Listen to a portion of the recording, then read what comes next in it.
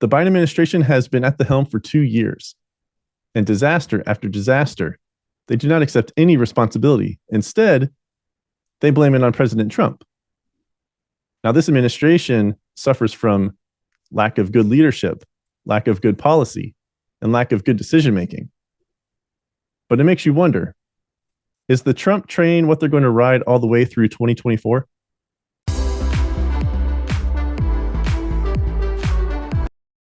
Welcome to Counterthought. The Biden administration has been in power since January of 2021. It is now March of 2023. So almost 26 months to the day at the time of this recording, the Biden administration has been in power. And for the first 2 years, the first 24 months of that, he had the Senate and the House. You know, he had Democrat power, Democrat majority in the Senate and the House. So he should be able to advance all these policies and everything else, which they tried to do. And thanks to Joe Manchin in certain instances, or Kristen Sinema and others, that he was unable to, at least when it came to the Senate. And I think that's to the benefit of the country, because inflation would be even worse. And we'll get to inflation here in a second. But for having power in Congress for the first 2 years of his presidency, and even maintaining power in the Senate going into these last 2 years of his first term, and God willing, it's only one term, he and his administration certainly blame the Trump administration for everything when something goes wrong.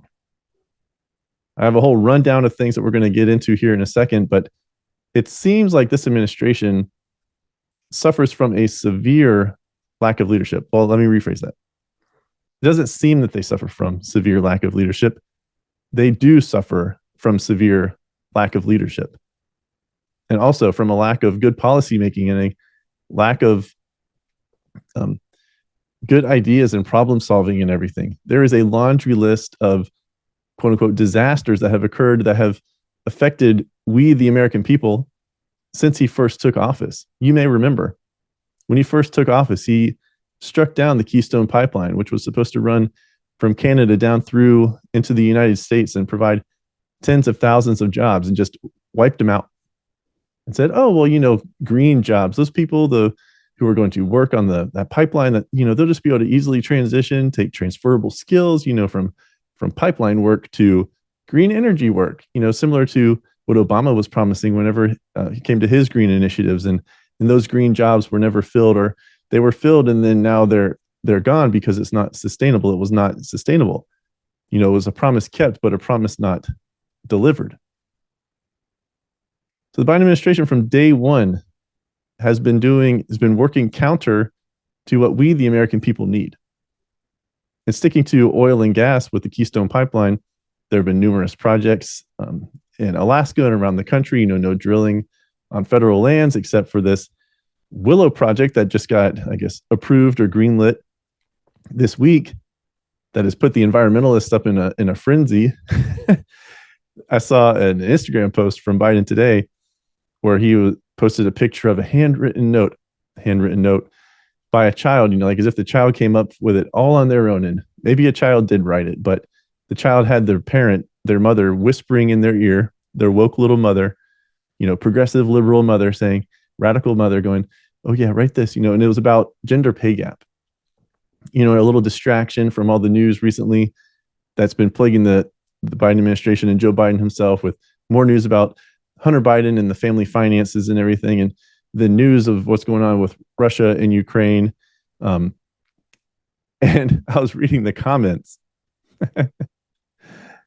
That post on Instagram had like 700,000 likes. It had, which is sad, but it also had like 11,000 comments at the time I looked at it. And these comments were hilarious. It was Biden supporters, but they were all like, they were all saying, oh yeah, now little Charlotte was the name of the girl that wrote the letter, said, yeah, well, you know, too bad you greenlit that Willow project, which again is a drilling project up in Alaska. Too bad you greenlit that Willow project, and she will not have a chance to close the gender pay gap. And it was comment after comment after comment. about that very same thing. And I was like, oh my gosh, these people, these people are just like crazy. They're out of their mind. Oh yeah, she won't be around here because the Earth won't be around in 20 years for her to help close that pay gap because of the Willow Project. Are you kidding me? But that just goes to show you that the decision making by Biden and his administration has been completely wrong this entire time. That is just one example that demonstrates, I think, all of the decisions being made by him and his administration and the puppet masters in his administration this entire time, the 2 years of his presidency. He canceled that Keystone Pipeline day one, and then has been trying to convince us for 2 years that, or we're going to be able to do green energy and everything, and wind farms and solar and all of this stuff, and be able to power our country, which we don't even have the infrastructure for.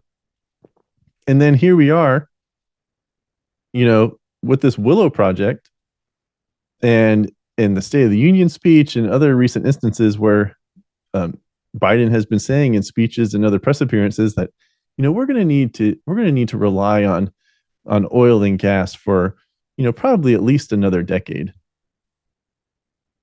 Well, really, Joe. Well, that would have been nice if you would have, acted upon that belief, that realization that everyone else knew, that wasn't just some sheep following you in the Democrat Party, some radical environmentalists and stuff like that. We've known that. We've been saying that. And then you've been trying to convince us that, there's numerous leases, tens of thousands of leases and permits available for drilling. And it's the bad oil companies who aren't drilling and, aren't pumping more oil.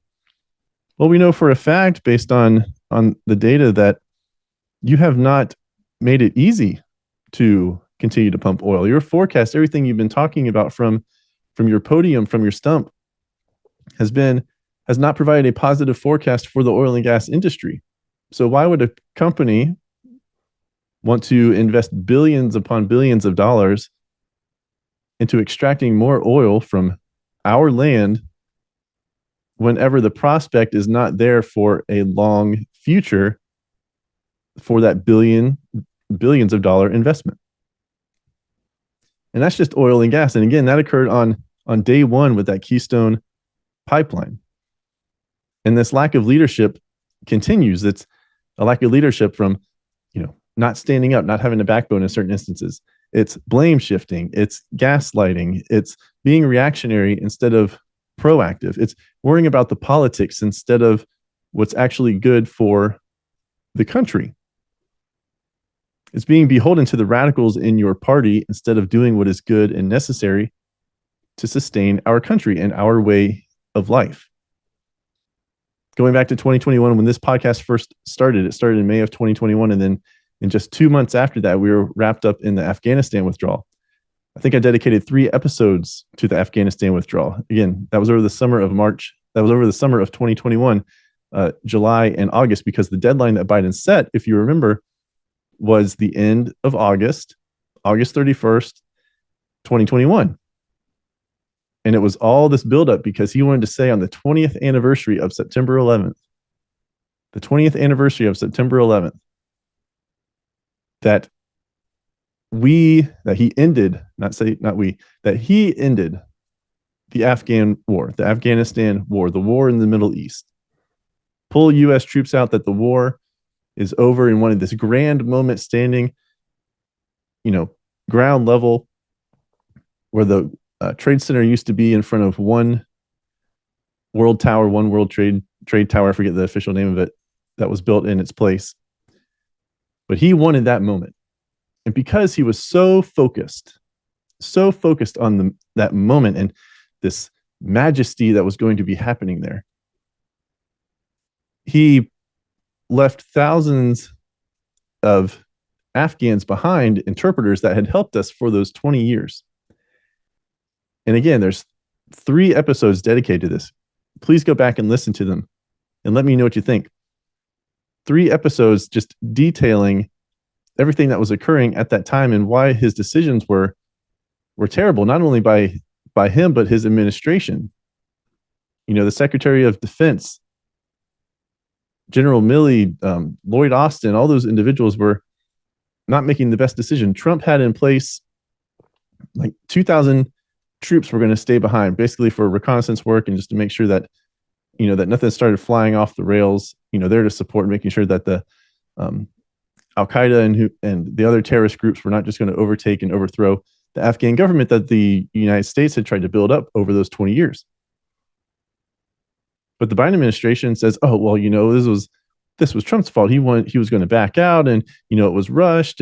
But go back and listen to those episodes. It wasn't rushed. There was a timeline, and the Biden administration screwed up the timeline, and then also withdrew those final 2,000 troops that were supposed to stay behind and gave up the Air Force base, and I think it was estimated $60 billion of military equipment left behind, now being used by the terrorists in Afghanistan. But he wanted that praise so badly, and to say that he accomplished ending the Afghanistan war after 20 years in the desert, in the wilderness over there, in the sand. He wanted that moment so bad that it clouded the judgment of his entire administration. And that might be me being generous, saying it clouded the judgment. But they went for the optics instead of the policy. They went for the optics instead of the policy, and you will notice that is what occurs in a lot of instances for each of these disasters that have happened in his 2 years in power. So Afghanistan was Keystone Pipeline, and then Afghanistan. Those were the first two. Afghanistan being truly a disaster, scrambling to leave the embassy and the embassy being taken over and all of that mess. The loss of 13 servicemen and women, 13 troops because of a bomb that exploded at the single airport that was being used to try to get people out and try to get our people out all at the same time. And then you have oil prices. You may remember in 2022, I think it was starting around March of 2022, so right about a year ago, all the way through the early summer, gas prices, I think, peaked in May of 2022, right at the start of summer vacation, Memorial Day. The national average was around $4.75 per gallon. And that was constantly in the news for 1 to 2 months, I think, maybe even 3 months, of how high gas prices were and when they were going to come down. And, we as humans, we acclimate, right? We've become acclimated. So, now the gas prices, like where I am here in Orlando, they're hovering around like $3.25, something like that, for your 87 unleaded. It's like, oh, like that's a nice little reprieve from the 475 that it once was, that it peaked at. But you go back to the Trump administration, those 4 years, and we had gas down to like $2.25. And this administration is trying to say, oh, well, gas prices are continuing to come down. Yeah, but they're still higher than they were for the 4 years prior. Like, you want a pat on the back for making the gas prices come down after you are the one who made decisions with our own energy policy here in the United States that shot it up. In the Biden administration, they don't accept any responsibility for that. No. It's not their policies that caused that. No. It was the start of the Russia-Ukraine war. That's what it was. But Mr. President, didn't we not rely on as much oil coming from Russia during the previous administration? And you can't say Trump administration because they don't speak that way. They don't say his name. He's like Voldemort, right, from Harry Potter. They don't say his name. It's the previous administration. Didn't we not need as much Russian oil during that administration? Oh, no. What are you talking about, media? No, what are you talking about, American people? That's not true. The strain of the Russia-Ukraine war is what is causing this inflated gas price. It's nothing to do with our policy decisions, nothing to do with stopping the Keystone Pipeline, nothing to do with giving negative outlooks for the oil and gas industry so they don't want to invest billions of dollars to drill, new wells and build new refineries and everything. Nothing like that. No. Nothing like that. We don't want that at all. That's not the reason. It's not our fault. It's someone else's fault. And then baby formula. You remember baby formula? Recent reports actually are that there are still shortages of baby formula. but we had a massive scandal and shortage of baby formula. And me, my family, we thank you, Lord, for um, my youngest being out of baby stage and not needing formula or breast milk or anything like that, because I could not imagine being a mother or a father taking care of a child, and let's say you were unable to breastfeed and you were relying on baby formula, and then formula not being there, you can't feed your child. Have you heard the cry of an infant?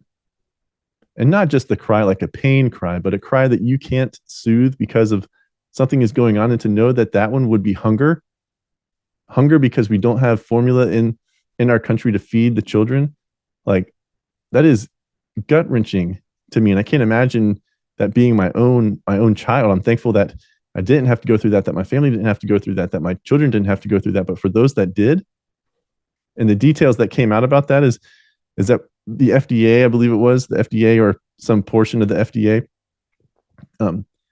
dragged its feet on this review of a facility that had some kind of like contaminants, and then they're supposed to clean it up and get new approval. And then also that the FDA, and if it was another administrative agency, I apologize, there's over 400 of them, but then they also dragged their feet on approving European formula, manufactured formula, because it's different standard over there than what it is here. And then they dragged their feet on that. And then the supply chain and going on and not being able to get over here, they were flying pallets of baby formula to try to stock shelves. And then I remember seeing pictures that formula was actually going to the southern border for the illegal immigrants instead of going to the shelves of our grocery stores, our supermarkets. Can you believe that? Can you believe that? The policy making and the lack of leadership in this administration is mind-boggling. And it's not just mind-boggling like these are terrible decisions. It's frustrating to no end to me, because there are 70 plus million people who came up with some type of justification to put these people into power, thinking that it was going to be good for our country. Maybe they're single issue voters. Maybe they just don't trust Republicans, but they felt that this was the right choice. And sure, go ahead and vote Democrat. But Biden?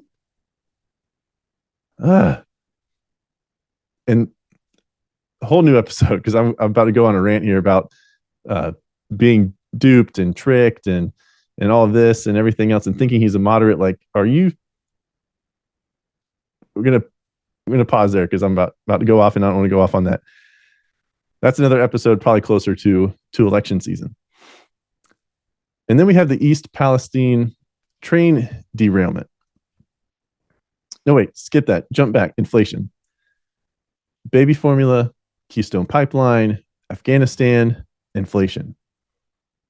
Inflation, usually we average about 1% to 3%. Somewhere around 2% is typically the expected or the goal of inflation. That's what the Treasury, the Federal Reserve, has said. Like, that is the goal year over year. 2% inflation. Like, that's just where we're going to be. That's why things continue to get more and more expensive year over year. 2%. That's the mindset, is not too big of a jump, right? 2%. Most people with their jobs, their assumption is that they can get a 2% raise, they can get a 2% bonus at the end of the year and cover the inflation for the next year. If that isn't happening for you, we can talk about that in another episode, but 2% is the goal. However, under the Biden administration, we have been over 6% now for well over a year. We're coming up on almost 2 years of above 6%. So what does that mean? You hear inflation numbers now and it's like, okay, well, it went from 6.4 to 6%, or 6% to 6.4.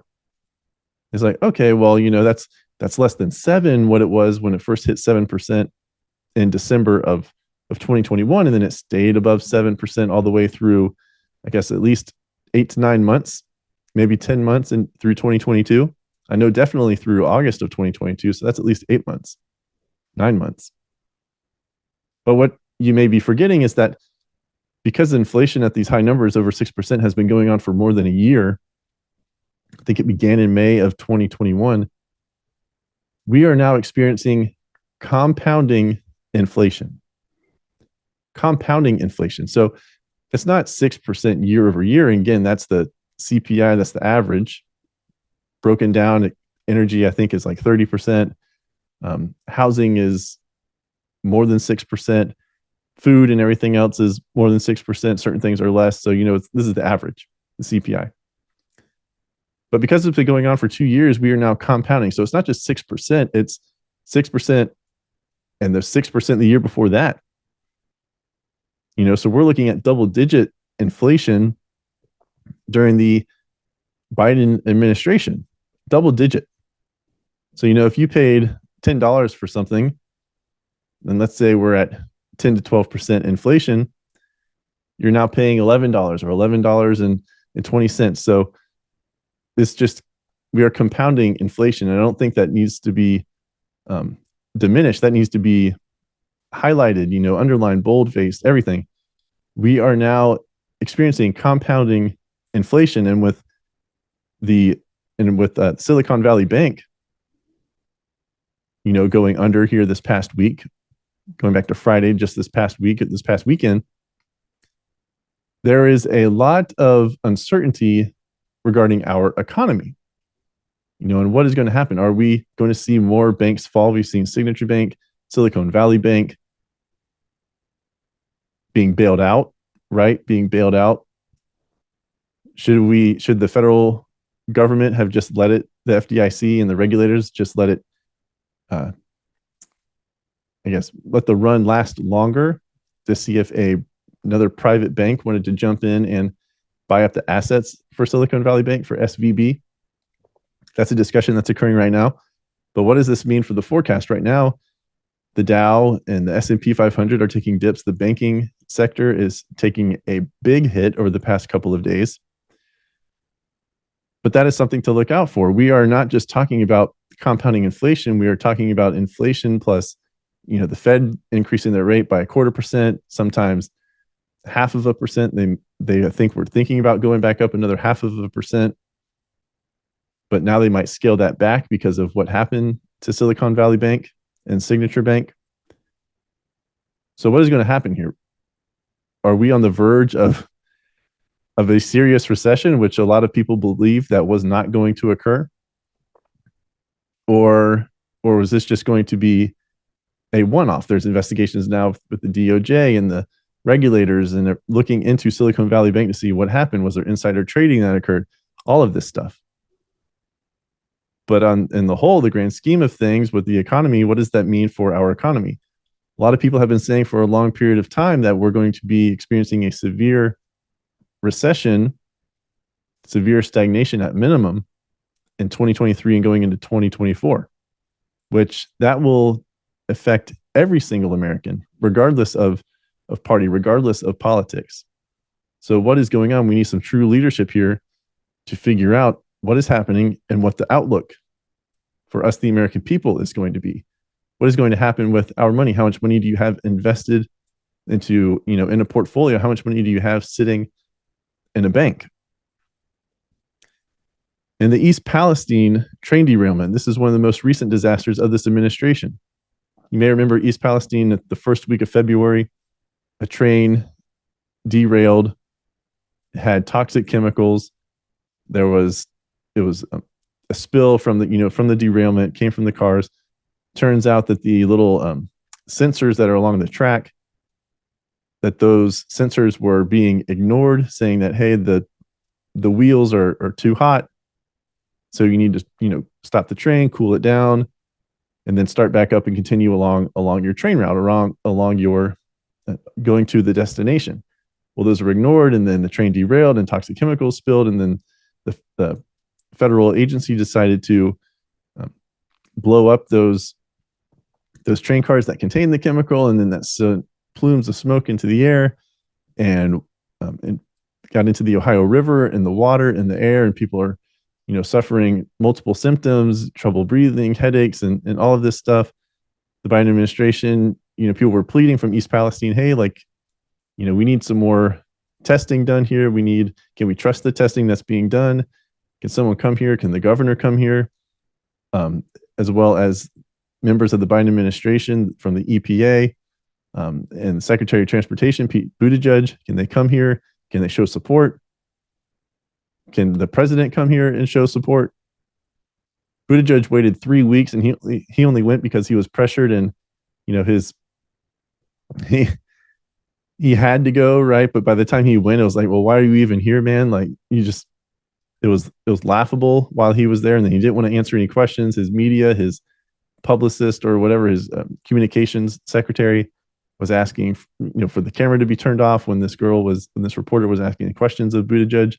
Someone else in his group wanted to know the name of the reporter, wanted to get them on video or a picture, probably so they can attack that individual and everything else. And then Biden has said he was going to go, and then Karine Jean-Pierre, the press secretary, said he wasn't going to go, and he still hasn't gone. But he'll show up for, a walk in Selma or something in Atlanta when it comes to, perpetuating the lie about the Voting Act that was signed into law in Georgia, going back to the summer of 2021, right? And then there was no issues in the voting in 2022. He'll do that, but he won't go to East Palestine. He won't do that now. No. He blames Trump. He and his administration blame Trump again. Trump's always the problem. That's what they say. It's because of his administration, the previous administration, the prior administration. They said that the Trump administration got rid of certain regulations that would have made it impossible for a train derailment to occur like it did in East Palestine. Well, that was such a bold-faced lie that the Washington Post, WAPO, in the tank for the Democrat Party, liberal left, came out with their fact check and said that deserves like 4 Pinocchios, which is the most Pinocchios you can get. And so like that, that's not even true. Any adjustments made by the Trump administration did not have any impact on what actually occurred in the East Palestine train derailment. Gave it 4 Pinocchios. And then after East Palestine, which is continuing to go through the cleanup and where the toxic chemicals are going in the East River, which I think, not the East River, that's New York, right? The Ohio River travels into Kentucky and numerous other states, the Ohio Valley region, a big region. So is all of that land now going to be infected from this chemical spill? And then immigration. Karine Jean-Pierre, the press secretary, lies to the American people every time the press corps asks about the southern border. Every time they ask about this, press corps asks about the southern border, Karine Jean-Pierre, KJP, lies through her teeth, gaslights America, the American people, by saying that they, quote, inherited problems from the previous administration, from the Trump administration. Again, it's Trump's fault. She lies from the podium, blaming the Trump administration, saying that they inherited, inherited problems from the previous administration about immigration policy. Well, that's interesting. Karine Jean-Pierre and the Biden administration, and Secretary Mayorkas, who says that the border is under control and has been called into Congress now to face questioning with the Republican majority in the House of Representatives. That's interesting that there were problems with the immigration system. And yes, there are problems with the administration during Trump and Obama, and definitely for sure during the Biden administration. But it's not any problems from the Trump administration. It's your problems, your policy, your lack of leadership, your lack of enforcement. The Obama administration and the Trump administration kept legal encounters to between 200,000 to 400,000 on average over the course of those 12 years. Well, the Biden administration in the first year, that number jumped up to about 1.8 to 2 million. And now through his second year, through 2022, that number jumped up to 2.1 million, more than 2 million encounters per year. That is a 5 to 8x increase compared to the Obama and Trump administrations. So what problems were inherited that kept immigration below, or these encounters below 500,000 during the previous two administrations, that now currently exist, but for some reason has jumped up to 5 times that amount of encounters under your administration? And what's aggravating to no end is the fact that millions upon millions of people believe the words coming out of the mouth of Karine Jean-Pierre on behalf of President Biden and his administration. And they believe Mayorkas. You know, immigration, they continue with this lie, but immigration got so bad that even in the Democrat stronghold, sanctuary city, sanctuary state of New York and New York City, Mayor Eric Adams has said that New York City cannot handle the number of illegal immigrants that are coming to their city. Well, that's funny because New York has about 8 to 9 million people, New York City. These border towns maybe have 10,000 to maybe 150,000 people in their towns.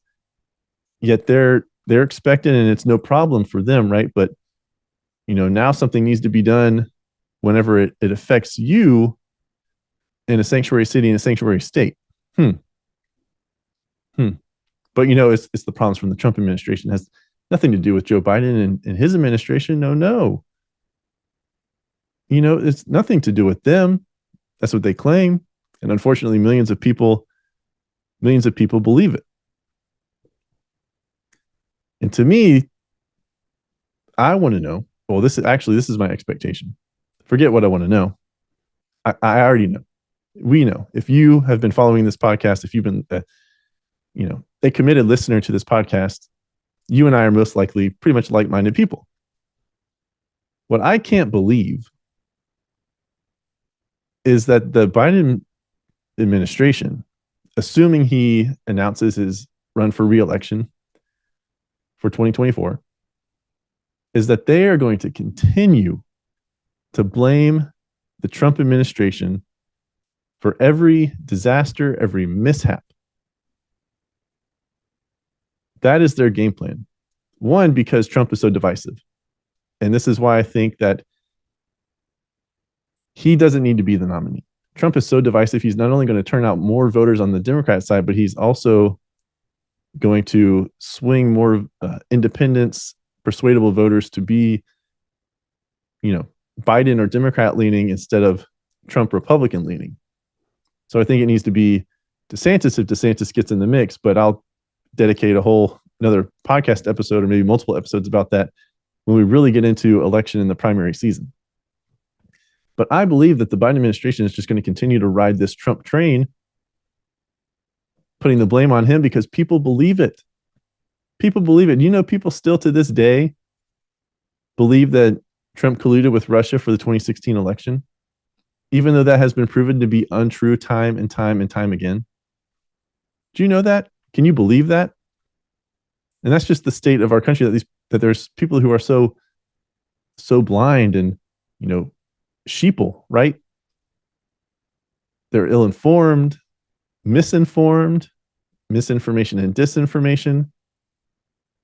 But I believe that the Biden administration is just going to continue to ride this Trump train all the way through 2024 because they know that he is polarizing, and they know that if Biden is running for re-election, that he beat him once, even though there's some funny business happening in the various states and all of that. But they know that Trump turns out voters, not only in the Republican Party, but more importantly, for the Democrat Party. And there are enough people out there to believe the lies and the misinformation being spread by this administration to think that they can that will then catapult Biden over the top again in 2024. And at the expense of the American people. This whole episode, I went through a list of about 5 or 6 disasters that have occurred in the 2 years of the Biden presidency, the Biden administration, at the expense of the American people. And that's the sickening part of politics, right? Or at least this administration, that it is more about the politics than the people. Sacrifice the people for the power of the politics. And it is the power in politics that has trickled down and causes harm, economic peril, right? Loss of life, lack of resources. All of that for us, the people, is being sacrificed in order to gain more power in politics. And this Biden administration, I believe, is just going to continue to suffer from a lack of leadership, a lack of good policy, and a lack of good decision making. They're going to continue to blame Trump when things go bad. They're going to continue to be covered favorably by the media because they are willing to sacrifice you and me, we the people, in order to maintain their power. Hi, I'm Brian Kletter, the creator and host of the Counterthought podcast. Thank you for watching this video. Remember to like it, and then also check out these 2 videos and subscribe to the channel. For more daily content from me, you can find me on Instagram at CounterThoughtCEO and the official Counterthought Instagram page at counter_thought. Thank you for watching, and spread the word.